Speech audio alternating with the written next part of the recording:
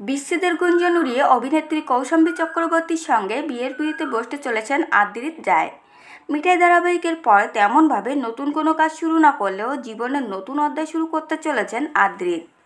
জি বাংলায় মিঠাই ধারাবাহিক চলাকালীন নায়কের প্রেম নিয়ে কম জলঘোলা হয়নি। সেই সময় শোনা গিয়েছিল ডিসেম্বর মাসের 11 বছরের প্রেমিকা সুপ্রিয়া মলের সঙ্গে 4 হাত এক করতে চলেছেন বঙ্কিরাশ আদ্রিত রায়। সেই খবর ভুল বলে জানিয়েছিলেন অভিনেতা স্বয়ং। তখন মাঝে মধ্যে মিঠাই ধারাবাহিকের সেটে চলে আসতেন সুপ্রিয়া। এরপর শোনা যায় তাদের বিচ্ছেদের কথা।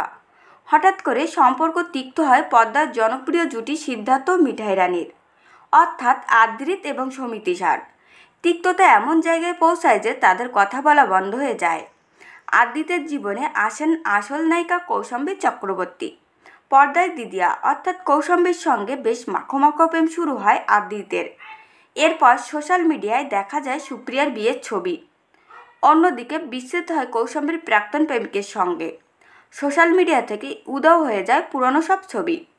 তবে এসব কিছুই এখন অতীত। গোপন সূত্রের খবর, পরের মাসে জীবনের নতুন অধ্যায় শুরু করতে চলেছেন আদ্রিত।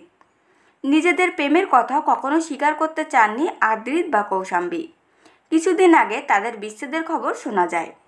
তবে সরাসরি কিছু না বললেও সেই খবর যে আসলে ভুল তা বুঝিয়ে দিয়েছেন দুজনেই।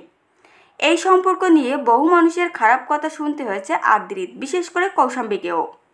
রীতিমতো হেনস্থা হতে হয়েছে এই অভিনেত্রীকে। তবে একসঙ্গে ভালো থাকাটাই আসল কথা। তাই প্রাক্তন প্রেম ভুলে বর্তমানকে জড়িয়ে জীবনের নতুন রং আনতে চলেছে দুজনেই। 11ই মে কাছের মানুষদের সঙ্গে নিয়ে বেশ ঘটা করে বিয়ের পিঁড়িতে বসতে চলেছেন দুজনেই। তো ফ্রেন্ডস, আপনাদের যদি আদ্রিত এবং কৌশাম্বী সম্পর্কে তথ্যগুলো ভালো লেগে থাকে অবশ্যই ভিডিওটিকে একটি লাইক করবেন আর চ্যানেলটিকে সাবস্ক্রাইব করে সঙ্গে থাকবেন।